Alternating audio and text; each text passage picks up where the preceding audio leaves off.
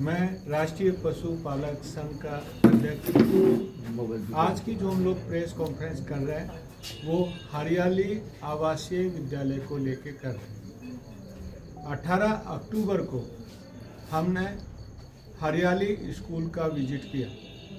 मैं और हमारी जो टीम है उन्होंने सब ने हरियाली स्कूल का विजिट किया, क्योंकि स्टूडेंट की तरफ से एक कंप्लेन आई थी कि हरियाली स्कूल की स्थिति बहुत ही खराब है। उसी को वेरीफाई करने के लिए, क्योंकि एक कोई कागज़ पे आता है तो उसको वेरीफाई करना ज़रूरी है, इसलिए प्रिंसिपल से अनुमति लेके हम लोग सब बच्चों से मिले। इसके बाद हमने हॉस्टल का विजिट किया। इसके बाद हमने टीचर से जो प्रिंसिपल से बात किया और वहाँ की स्थिति बहुत ही भयावह पाई। हॉस्टल में बदबू ही बदबू थी, बाथरूम बंद पड़े थे, जो बेड शीट होती है वो धोई नहीं गई थी और बच्चों को खुजली हो गई। नहाने के लिए स्थान नहीं है, इवन जो नित्य क्रिया के लिए भी उनको स्कूल से बाहर जाना पड़ता था। ये सारी समस्या देख के लगा कि ये सारे बच्चे बीमार पड़ने वाले हैं। पलंग टूटे वो पड़े हैं, उनके नीचे पीपा लगा रखा है। सब कुछ हमने लिख के दिया।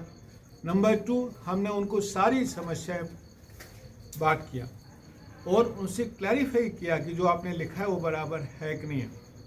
एक प्रॉब्लम ये थी कि जो एक या दो टीचर उनको जातिगत अपमानजनक शब्द यूज करते हैं।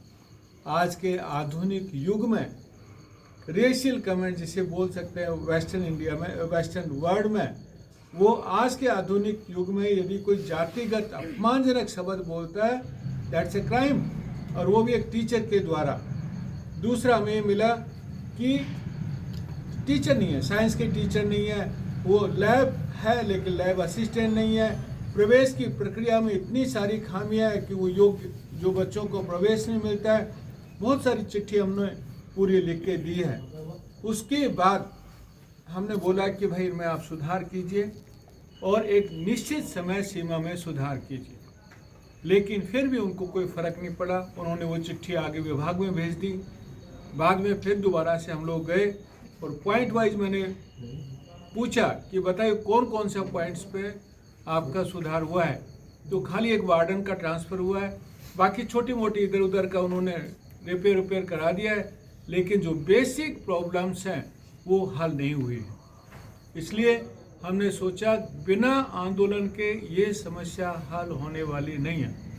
25 तारीख को हम लोग कलेक्टर के सामने धरना देंगे, प्रदर्शन करेंगे, आंदोलन करेंगे और हमारी जो आंदोलन की रैली है वो हमारी इस छात्रावास से निकल के कलेक्टर ऑफिस तक जाएगी। मैं आप सबको भी उस रैली में इनवाइट करना चाहता हूँ। हमने 5 डिमांड रखी है। एक कि जो टीचर जातिगत अपमानजनक शब्दों का यूज करता है उसकी जांच होनी चाहिए और उसका इमीडिएटली ट्रांसफ़र होना चाहिए। नंबर 2, प्रिंसिपल सुधार करने में बिल्कुल असफल रहे। उनको परवाह नहीं है कि भाई मेरे को सुधार करना है या डिपार्टमेंट से क्या कोऑर्डिनेट करना है, प्रिंसिपल का ट्रांसफ़र होना चाहिए। तो 2 ये हमारी डिमांड है। नंबर 3, जो टीचर नहीं है यहाँ पे उसकी इमीडिएटली उसको अपॉइंट करना चाहिए। नंबर 4, हॉस्टल की जो व्यवस्था है उसमें वार फुटिंग पे वो व्यवस्था सुधारी जानी चाहिए। और नंबर 5, जो हमने प्रॉब्लम्स बताई, लैब की, हमने प्रवेश प्रक्रिया की जो प्रॉब्लम बताई, हमने दूसरी जो बाकी प्रॉब्लम्स बताई, उन समस्याओं का हल होना चाहिए। ये हमने डिमांड रखी है। ये 5 डिमांड लेके हम लोग धरना करने वाले हैं। ये आप कह रहे हैं जो शिकायतें बच्चों ने भेजी थी, कहीं शिकायत लिखित में? बच्चों ने विशल ब्लोर की, मतलब उन्होंने सब ने मिलकर शिकायतें भेजी और उस शिकायत पे हमने ये पूरा निरीक्षण किया।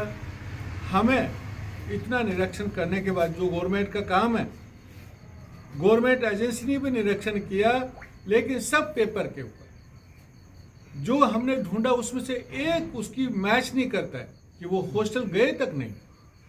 ये आलम है गवर्नमेंट का, हॉस्टल के अंदर गए तक नहीं कि क्या हो रहा है। और वैसे ही जांच रिपोर्ट बना के और दबा के चले गए। आपने ये कलेक्टर को बताया इस बारे में?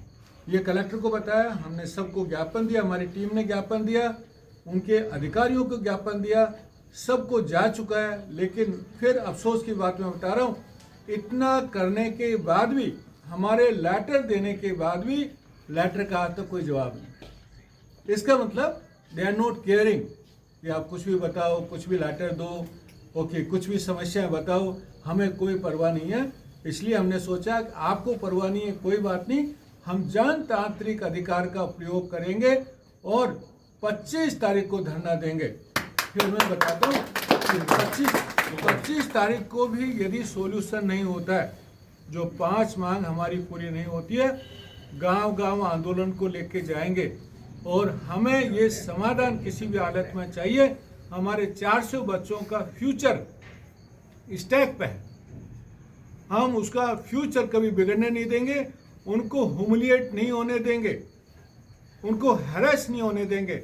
ये आधुनिक युग में सोच रहे ना लोग कि हम लोग कुछ भी बोलेंगे, बच्चों को बंद करके और कुछ भी करेंगे, दिस इज नॉट एक्सेप्टेबल। और किसी भी हालत में हम लोग आप जो बता रहे हैं शिकायतें, वो शिकायतें सामने आने के बाद, सोशल मीडिया पर आने के बाद में जो मंत्री जी है ओटाराम जी देवासी, वो खुद निरीक्षण करके गए यहाँ पर। हाँ, मंत्री जी वहाँ पर निरीक्षण करने के लिए गए, लेकिन फिर मैं अफसोस के साथ बात कर रहा हूँ आपसे, मंत्री जी को हॉस्टल के अंदर उन्होंने अपने क्यों नहीं जाने दिया मुझे पता नहीं है, हॉस्टल के अंदर नहीं जाने दिया। नंबर 2, जो हमारे सीनियर बच्चे थे, जो बता सकते थे प्रॉब्लम क्या है, सीनियर बच्चों से मिलने नहीं दिया गया। मैं एक और बात बताना चाह रहा हूँ इसमें कि ये ओटाराम जी का डिपार्टमेंट का नहीं है, ये समाज कल्याण के डिपार्टमेंट का है। मिस्टर जो गहलोत, अविनाश गहलोत इसके मंत्री हैं। मीडिया के माध्यम से मैं बताना चाहता हूँ मिस्टर अविनाश गहलोत को कि इमीडिएटली ठीक कर दीजिए, वरना हम लोग इस आंदोलन को गांव-गांव लेके जाएंगे और फिर बाद में हम लोग पुतले जलाएंगे, ब्लैक फ्लैग दिखाएंगे। वो स्थिति नहीं आनी चाहिए। किसी भी हालत में मैं बोल के जा रहा हूँ सबको, हमें स्कूल सुधारना है, चाहे कुछ भी हो जाए हम, लेकिन इस आंदोलन को छोड़ेंगे नहीं।